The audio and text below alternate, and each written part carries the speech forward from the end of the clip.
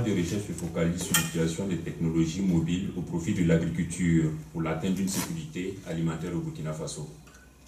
En effet, cette étude suscite de connaître l'état des lieux de l'intégration des sites et expliciter les défis et recommandations pour sa meilleure insertion dans la production agricole sans toutefois mépriser le côté adaptation sociologique culturelle de ces technologies. Les technologies de l'information sont incontournables car elles constituent l'épine dorsale du développement de plusieurs secteurs d'activité tels l'économie, le monde de la recherche, la sociologie, la psychologie et d'autres courants. Depuis l'ère de la troisième révolution industrielle qui s'est déroulée dans les années 1970 avec l'invention de l'Internet, aussi appelée révolution informatique, fut le début d'un changement dans les activités industrielles, sociales, politiques et dans le monde de la recherche d'une manière générale et le développement des technologies numériques. Ainsi, nous allons sur Internet. Nous avons adopté les nouvelles technologies et elles ont tout bouleversé. Les démocraties et les dictatures, la paix et la guerre, les États et les sociétés civiles. Elles servent à la fois d'outils de libération et d'oppression, de partage et d'exclusion. La révolution numérique apporte peut-être autant de changements que l'avènement de l'agriculture. Plus de 2 milliards d'humains aujourd'hui connectés à Internet faisant basculer dans le champ politique la question numérique, jusqu'ici cantonnée à la technique et à l'économie. La crise donne aux hommes de nouvelles occasions de se révolter. Les réseaux leur offrent de nouveaux moyens de le faire. Ainsi, selon Jean Rogetta, Julie Mano et Frédéric Tardy, l'avenir appartient à ceux qui s'en saisissent, non à ceux qui le refusent. Le développement exponentiel des nouvelles technologies et ses usages tout azimut n'a pas échappé le monde agricole qui s'en est emparé avec juste raison dans les domaines multiples pour améliorer son univers. Selon Daniel Bougnot, on met en exergue l'aspect technique des sciences de l'information et de la communication qui stipule la relation sujet-objet, ce qui s'oppose à la relation pragmatique par l'existence de l'objet qu'est le terminal mobile. Un pays où les relations interpersonnelles ont plus d'importance dans le contexte burkinabé, peut-on parler de l'existence de l'aspect technique des sciences de l'information et de la communication, des modes de raisonnement qui émergeaient le cursus traditionnel se maintiendra-t-il face aux nouvelles technologies?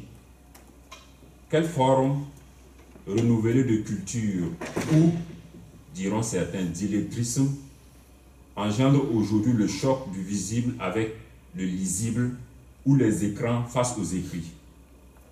L'image audiovisuelle et l'ordinateur ont mis longtemps à pénétrer aux enceintes pédagogiques des contenus, des programmes et leur introduction suscite des annonces enthousiastes ou apocalyptiques. Ils ne dédieront ni le livre ni le tableau noir, mais leur coexistence avec les anciens outils d'apprentissage et de culture semble irréversible et elle annonce des formes inédites de savoir, de transmission ou de mémoire. De nos jours, ces technologies sont primordiales dans nos activités de la vie courante. Sur ce, que ce soit l'usage des ordinateurs, du téléphone mobile ou encore l'Internet, les nouvelles technologies sont utilisées dans les organisations paysannes, les paysans et des structures œuvrant pour le compte du monde rural. Le Burkina Faso est un pays niché au cœur de l'Afrique de l'Ouest entre 6 pays sans accès à la mer, aux confins du Sahel et de la savane tropicale humide, climat chaud et sec, une pluviométrie moyenne, irrégulière, inégalement distribuée, une végétation pauvre et les méthodes culturelles déstabilisatrices. C'est l'un des pays les plus pauvres.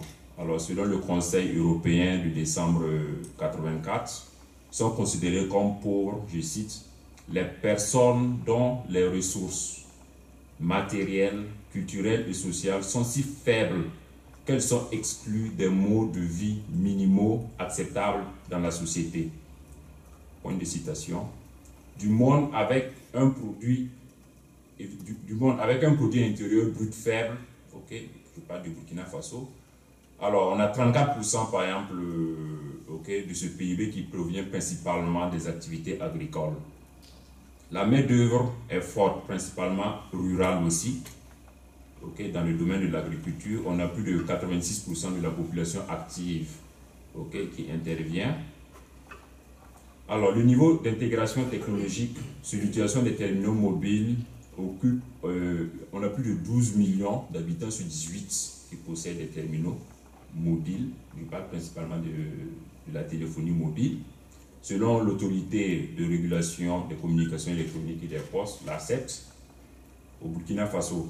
Alors, la couverture des réseaux, des opérateurs de communication que nous avons, on a 3 réseaux, principalement Airtel, qui déploie la 3G+, on a Telmor qui déploie la 3G, Airtel 3G++, on a Telmor 3G+, et Télécel qui est toujours limité à la 2G.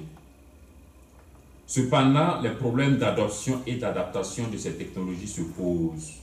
Suivant une analyse socio-technique, on a Ouedraogo Sylvestre, économiste, docteur, qui résume cela en ses propos: les conséquences de l'introduction des nouvelles technologies dans une société qui ne fait que commencer à sortir de la ruralité. Et il ajouta: laisser les technologies faire son chemin. La fracture sociale est le creuset de votre fracture numérique. Ainsi, parler aussi de sécurité alimentaire qui, selon le Comité de sécurité alimentaire mondial, existe lorsque tous les êtres vivants ont à tout moment la possibilité physique, sociale et économique de se procurer une nourriture suffisante, saine et nutritive, leur permettant de satisfaire leurs besoins et préférences alimentaires pour mener une vie saine et active. C'est d'abord étudier l'éthique d'insertion de ces technologies dans sa vie sociale et dans ses activités ordinaires dont fait partie celle de la production agricole. Quelques revues et rapports documentaires ont été lus afin de s'imprégner un peu de l'état des lieux et du niveau d'utilisation des médias au Burkina Faso.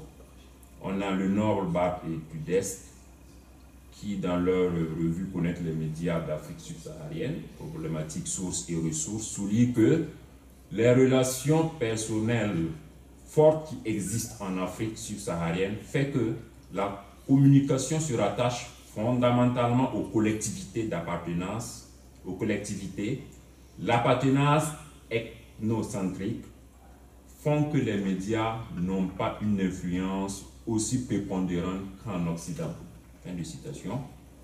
Ce qui explicite donc la place des médias en Afrique subsaharienne.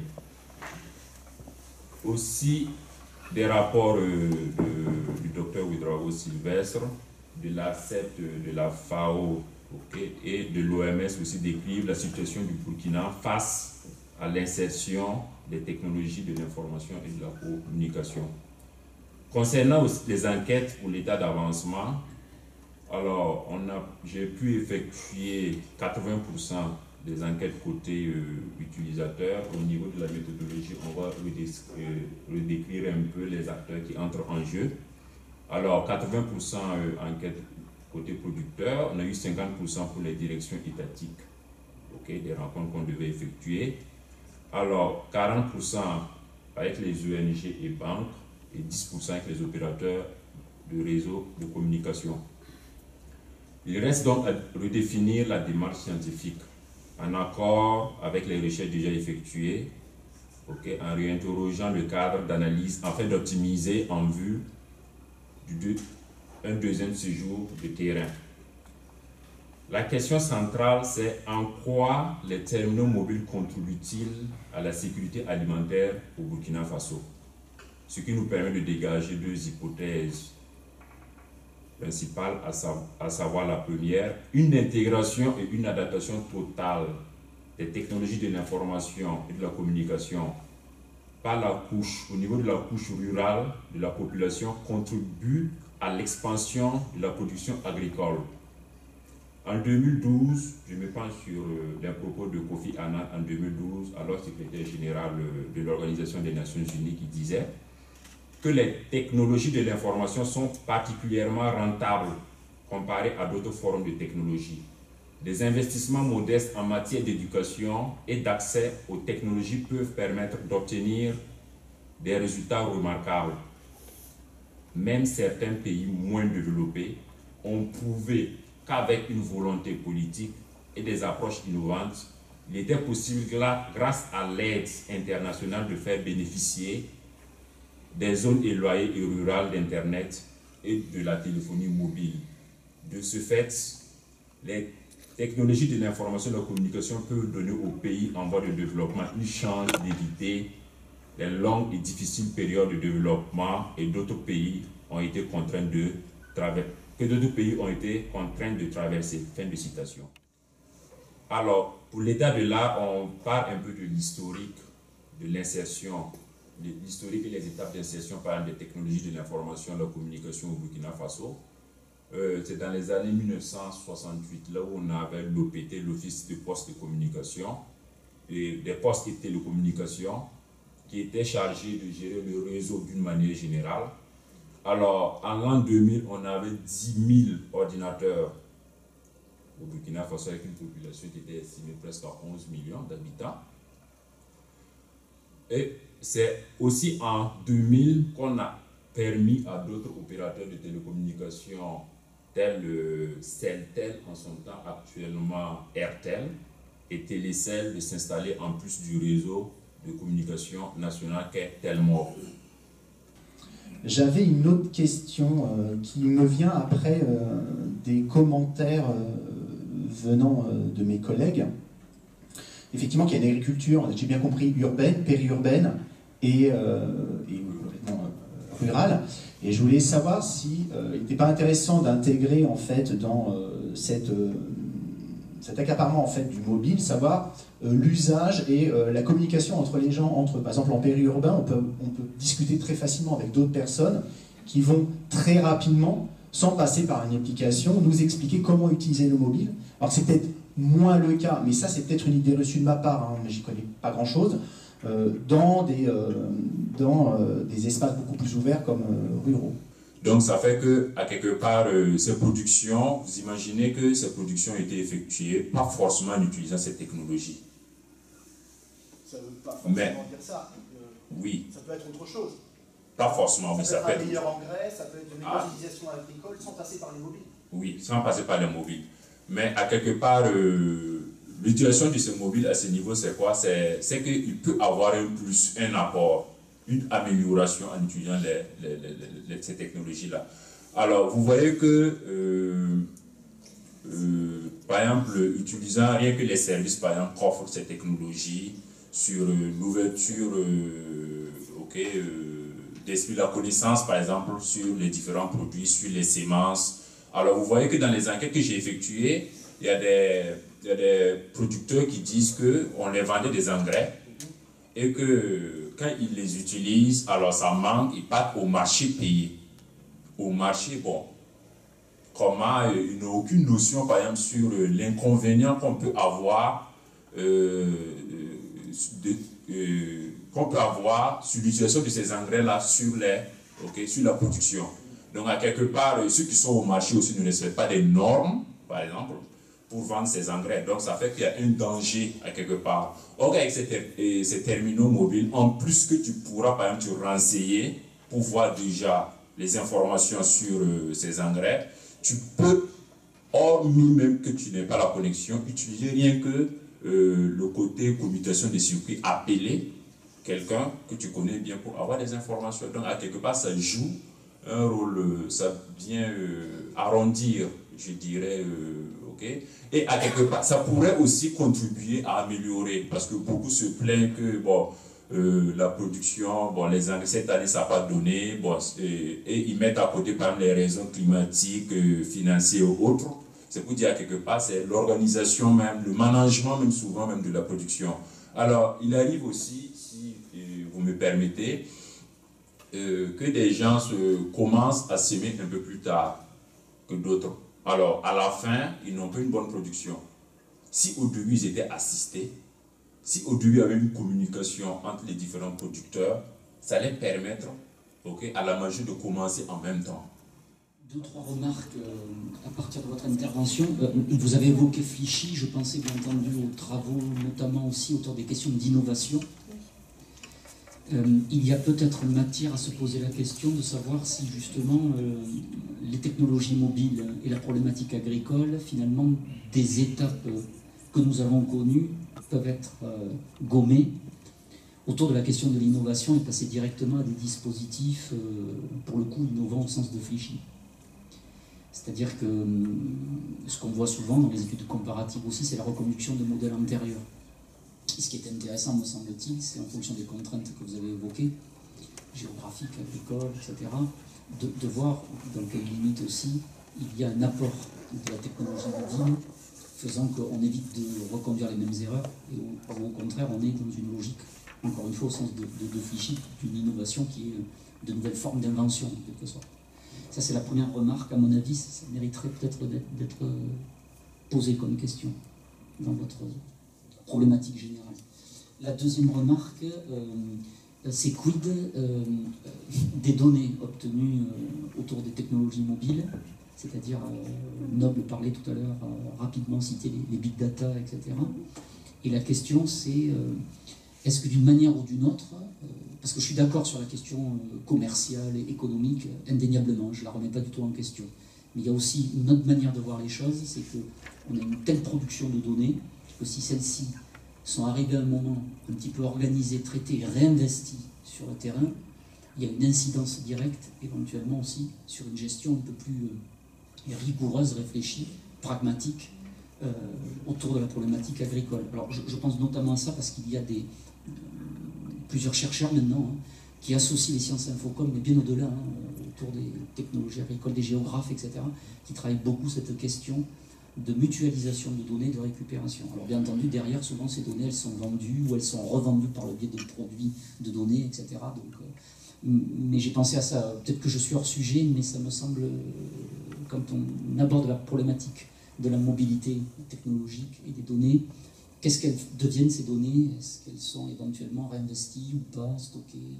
Est-ce qu'il y a des perspectives de rediffusion de celles-ci? Et après, vous avez demandé aussi dans votre conclusion quelques conseils en termes de lecture au niveau documentaire. Je rappelle que dans le Grand Sud-Ouest, on a l'École nationale de formation agronomique, l'ENFA, qui est en banlieue toulousaine. Et la particularité, c'est qu'il y a un fonds documentaire, notamment formant bien entendu tous les techniciens, ingénieurs agricoles, etc.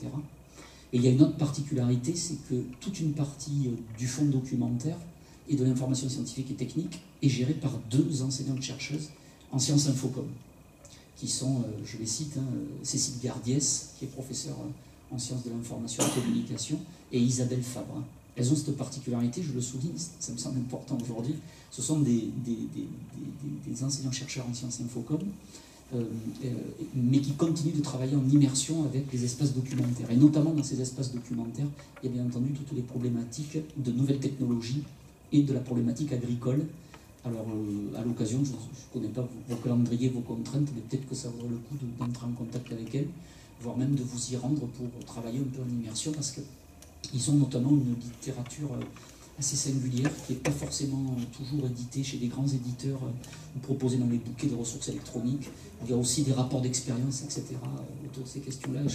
Voilà, je pensais à quelques travaux là, qui seraient susceptibles, à mon avis, de vous intéresser.